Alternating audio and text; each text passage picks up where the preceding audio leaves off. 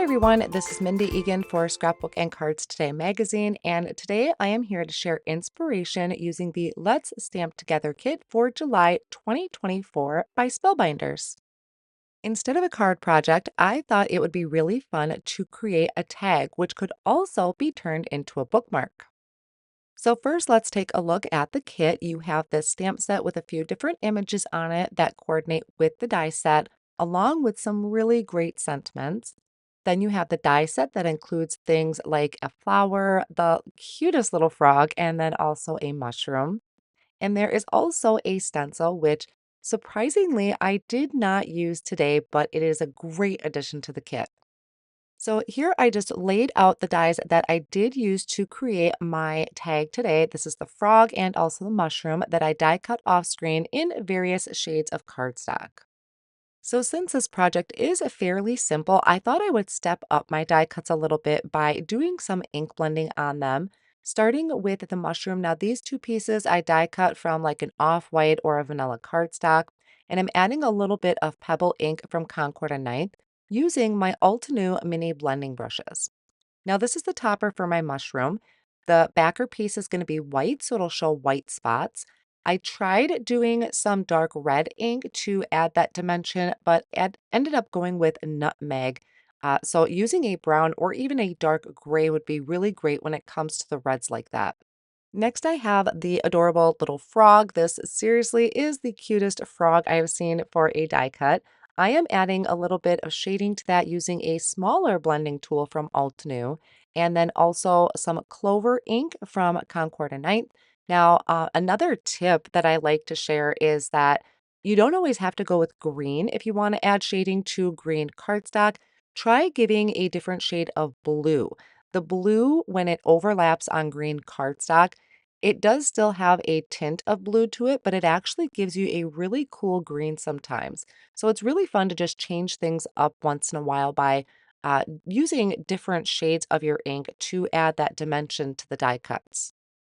I'm going to work on the assembly next. I started with the body of the frog and added his belly, which I did out of dark green cardstock. Then I did the arms, which are going to go kind of over the top of the belly a little bit. I do have the feet of his front legs kind of down, hanging off of his body a little bit, mainly because I know he's going to be placed on top of the mushroom. So I thought it was a little fitting to have his feet, his front legs extend a little further down. Now we have the eyes, and there is kind of a little indentation or embossed area on the face of the frog. So it shows you exactly where to place the eyes. The little black pieces, I do use tweezers to attach these, but pick and stick tool would also be really helpful. For all of the assembly, I am using my Spellbinders reverse tweezers, and then I also have some Gina K Designs Connect glue in a fine tip bottle, and that comes in really helpful when it comes to these smaller areas. Now here's my mushroom. So I did the backer piece out of plain white cardstock. The topper piece I combined so it would show the white spots through it. Just attached those two together. And then I can place this on top of my off-white piece that shows the lines for underneath the mushroom, and then also the stem for my mushroom. Now, to create my tag, I am going to be using the Spellbinders 3-in-1 tag punch. This is a really cool punch because it gives you three different designs for the top of your tag, depending on the size of your cardstock. So it's got 1.5 inches, 2 inches, and 2.5.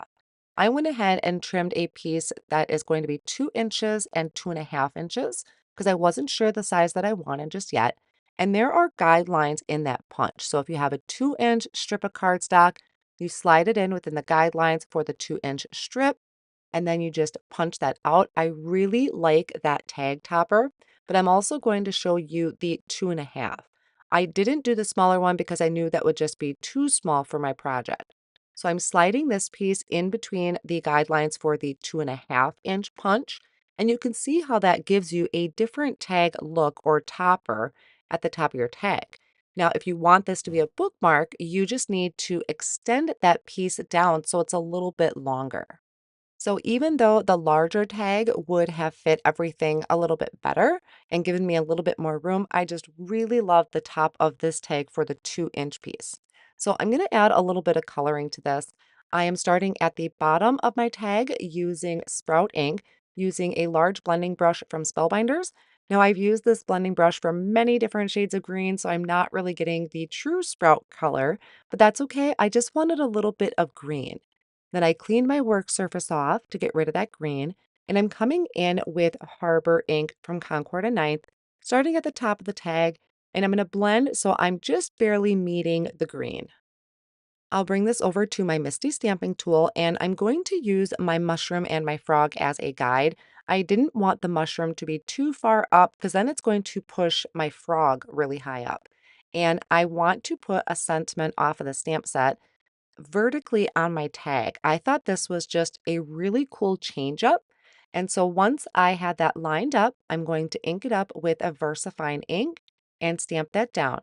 Since I had my Misty tool out, I thought I would go ahead and also do a cloud, which is also on that stamp set. So I'm placing that in my Misty tool. I moved my tag over a little bit because I need the cloud to extend off of the tag. And then I'm inking it up with that same Harbor ink. Now this is going to be a little bit darker looking because a blending brush applies a softer look to the ink. So I love how it's the same color, but it kind of almost looks like two different shades of blue. Then I can start the assembly. So I'm adding a liquid glue to the back of my mushroom. It's going to be hanging off quite a bit at the bottom, so I don't need to add glue to the entire thing. I'm just going to attach that down, and I like having the side of it also kind of overhanging. Now for the frog, I am adding thin foam squares just to the back of the head. The feet are going to overlap onto the mushroom, so I didn't need to add any foam squares to that. I did add a little bit of the liquid glue, and then I can place that right on the top of my mushroom. Then I can flip this over and I can trim off any excess. I think I only trimmed off the bottom of the mushroom. I forgot to trim off the side, but I think that's going to be cute to kind of leave the side there like that. So I thought this turned out super cute. I did decide to add in a couple white gel pen highlights, and off screen I did attach some twine to this at the very top to finish it off as a tag. But just by extending your cardstock or the length of the cardstock, this would turn out to be a super cute bookmark as well. So I think this turned out super adorable, and I hope you enjoy it too. Thanks so much for joining me.